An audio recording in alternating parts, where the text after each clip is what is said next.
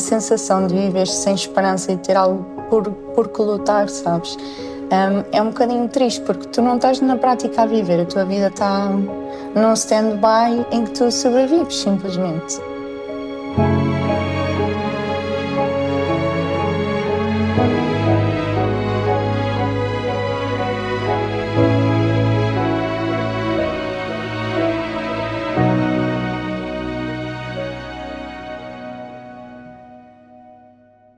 Leonor Falcão está na Novartis há 1 ano, integrada na equipa de marketing de neurociências, responsável pela esclerose múltipla.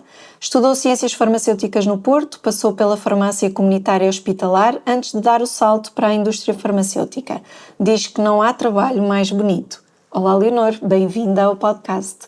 Quem é que é a Leonor? Como é que te descreverias? Olha, eu acho que com 28 anos, e às vezes ainda não, assim mesmo tenho os 28 anos, continuo a ver-me como a menina de uma aldeia do norte que tem sonhos e que tem ambições, mas tenho muito essa visão de alguém simples, alegre e que tenta tornar... Qual é essa aldeia, Leonor? Olha, é Galego Santa Maria, a melhor aldeia de Portugal. É uma aldeia, não é pequenina, até relativamente grande no concelho de Barcelos, mas tenho muito orgulho de onde venho e das minhas pessoas e das minhas raízes. Isso molda também muito quem tu és, não é? Completamente. E saíste para estudar no Porto, então? Exatamente, eu nunca tinha saído de Barcelos, estudei em Barcelos, depois saí, foi o primeiro salto de casa para ir estudar para Ciências Farmacêuticas na Universidade do Porto. E depois o segundo, para Lisboa? Não, antes disso, porque eu estive em Itália, em Erasmus, e foi que... Estiveste num hospital? Foi, não foi? Estive no Santo Orsola, em Bolonha, e foi que consegui ter a minha experiência em farmácia hospitalar, entre outras, também ensaios clínicos. Foi uma experiência muito enriquecedora. Ou seja, o primeiro salto para o Porto, depois um bocadinho para mais longe e depois aqui então para Lisboa. E tu entraste na indústria farmacêutica para a área de oncologia, não é? Exatamente. Sentiste que a farmácia não era para ti? Farmácia comunitária, farmácia hospitalar não era... Olha, Não vou-te era para ti? confessar que eu senti que nenhuma das duas me completava totalmente, porque eu gostava muito de farmácia comunitária, do contacto com as pessoas. Por exemplo, tínhamos um utente que vinha todos os dias para lhe colocar o colírio no olho, sabes? E estabelecias aquela relação que fazias parte do dia-a-dia das pessoas. Mas nessa altura sentia que me faltava um bocadinho o desafio intelectual, porque eu na universidade eu adorava estudar. Estudava imenso para os exames. Então depois, na farmácia comunitária, sentia que me faltava um bocadinho esse desafio. E depois tentei farmácia hospitalar e na farmácia hospitalar faltavam umas pessoas. Então depois a indústria veio aqui um bocadinho... Equilibrar as duas coisas. Exatamente. De que forma é que o teu contexto e as tuas experiências pessoais definiram o teu projeto profissional? Tu tens uma experiência muito marcante pessoalmente. De que forma é que isso influenciou o facto de tu teres vindo trabalhar também para a indústria farmacêutica? Olha, aí temos que recuar para a Leonor de 17 anos. Quando eu tinha 17... Não, minto. Tinha 15. O meu pai foi diagnosticado com cancro do pulmão. E, portanto, nessa altura, as opções terapêuticas que existiam eram muito escassas. Era tudo muito à base de quimioterapias. Não havia toda esta inovação em torno da imunoterapia. E nessa altura...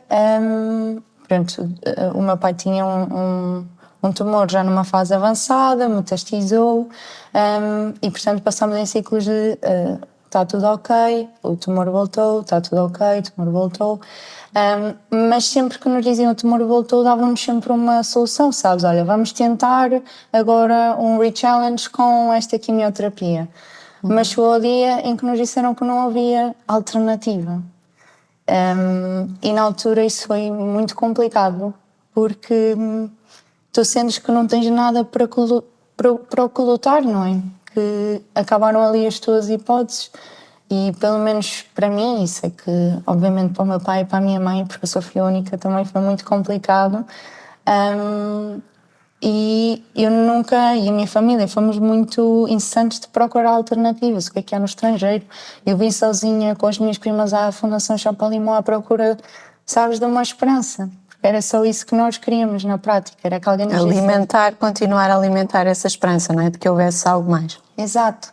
E eu só queria que houvesse uma pessoa que me dissesse: olha, eu tenho aqui isto que vai conseguir ajudar o teu pai. Infelizmente, no nosso caso, nós não tivemos essa sorte. E eu posso dizer que a sensação de viver sem esperança e ter algo por que lutar, sabes, é um bocadinho triste, porque tu não estás na prática a viver, a tua vida está num stand-by em que tu sobrevives, simplesmente. E a minha experiência na indústria farmacêutica, por obra do destino, calhou na oncologia, que era a área que eu sempre quis trabalhar, aqui um bocadinho para sentir que podia fazer diferença, eu podia ser a pessoa que eu quisesse que tivesse existido na minha vida, sabes? Eu estava a contribuir para que pessoas tivessem esperança. Então aquilo, eu saía da cama, aliás, eu dizia à minha manager, aos meus colegas: nós temos o trabalho mais bonito do mundo, vocês não têm noção, mas nós temos o trabalho mais bonito do mundo. E isto é verdade, eles podem confirmar. Mas eu acredito muito nisso, mesmo. Portanto, a tua Leonor de 15 anos e essa experiência tão marcante acaba por definir muito também a Leonor que tu és hoje e aquilo que tu procuras para a tua vida e sobretudo também para a tua vida profissional. Completamente. Como é que ter sentido e vivido isso impacta as tuas decisões e ações hoje em dia naquilo que tu fazes profissionalmente? Eu trabalho porque eu sei que do outro lado está uma pessoa. E é um trabalho de uma pessoa para outra pessoa. E eu acredito que seja uma profissional dedicada porque eu sinto que o meu trabalho tem impacto na vida de alguém, sabes? Há alguém do outro lado que gostava que houvesse alguém deste lado a lutar por ele. E isso, eu sinto muito isso, por exemplo, aqui na nossa equipa. Houve um exemplo muito que eu relembro com muito carinho no verão passado, em que todas estávamos a trabalhar, mas de repente uma nossa colega do terreno liga e disse: houve um problema com um dos nossos doentes no Hospital X que vai ter que ser intervencionado de urgência e nós não sabemos se vamos ter que interromper a terapêutica, o que é suposto fazer. E as nossas férias pararam, mas quando eu digo foi de toda a gente, as minhas, dos nossos colegas de departamento médico, de uma série de áreas, parámos todos para tentar ajudar aquela pessoa. E eu acho que é este nível de comprometimento que eu tenho para com o meu trabalho, ou seja, é uma relação muito mais emocional do que simplesmente vou trabalhar, não é? Isso é muito bonito, Leonor. É muito bonito teres esse propósito tão presente no teu dia-a-dia. Tu és responsável atualmente na Novartis, responsável de marketing na esclerose múltipla, uma doença cujo diagnóstico geralmente acontece em idade jovem, portanto ali em jovens adultos. Como é que vês o impacto da tua contribuição especificamente também nesta área, não é? Porque certamente também terás encontrado histórias de pessoas na tua faixa etária, um pouco mais velhas do que tu, confrontados com esta doença. Como é que tu encaras também esta contribuição especificamente na esclerose múltipla? Olha, confesso que no início o primeiro impacto foi assustador porque era uma patologia no qual o diagnóstico é feito na minha idade, ou seja, eu contacto diariamente com histórias de pessoas com a minha idade que são diagnosticadas. Mas também te posso dizer que é muito gratificante sentir que faço parte desta onda de inovação que veio trazer também esperança para estas pessoas. Se olharmos há 10 anos atrás, as pessoas que tinham diagnóstico com esclerose múltipla tinham um desfecho muito triste. Eu lembro-me de pesquisar no início, quando só vinha para esta área, e houve um testemunho de uma doente que me marcou, que era, ela dizia que se olhava ao espelho e que via o seu corpo a deteriorar-se com o tempo e que não ia morrer da doença, mas que ia morrer presa num corpo com aquela doença. Então tu sentires, passas deste extremo para alguém que partilha que consegue ter uma vida normal, eu acho que é brutal. E acho que é a motivação diária para fazeres parte desta mudança nesta patologia.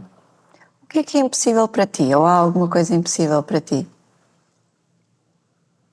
Eu gosto de pensar que não há impossíveis. Porque eu acho que se nós almejarmos o topo do Everest, ainda que só cheguemos à base do Everest, bolas, mas já chegamos ao Everest, não é? Portanto, eu tento não colocar limites. Aquela frase muito clichê, the sky is the limit. Há alguma situação ou episódio que tenhas vivido na Novartis que materializa o que falavas há pouco no início sobre a esperança e, no fundo, esta tua vontade também de continuar a dar oportunidade a outras Leonores de manterem a esperança que tu tiveste dificuldade em manter quando tinhas 15 anos? Para mim, sentir o real impacto do que tu estás a fazer nas outras pessoas é incrível, mas curiosamente eu não vi pessoas de paz esclerose. Por exemplo, quando os colegas trabalham na oncologia dizem já conseguimos impactar a vida de X mulheres. Eu sei o significado que aquilo tem, percebes? Porque não é só... E mesmo na esclerose múltipla, não estamos a falar só destas pessoas, estamos a falar das estruturas familiares. Exatamente. Existem os pais das Leonores, existem as Leonores, as mães das Leonores, os primos, e nós conseguimos fazer a vida destas pessoas melhores. Não há trabalho mais bonito. Leonor, tu tens um propósito muito vincado. Que conselho é que darias a alguém que ainda não encontrou o seu propósito? Esta pergunta é muito curiosa. Eu se calhar não lhe chamaria propósito, mas eu sinto que todos nós somos uma estrelinha especial, não é? O meu brilho é diferente do teu brilho, ou seja, todos nós temos um contributo a dar na sociedade. Por isso, ainda que sintam que não é aquele sítio, não é aquele lugar, certamente vão encontrar um local onde os faça sentir em casa e que os preencha.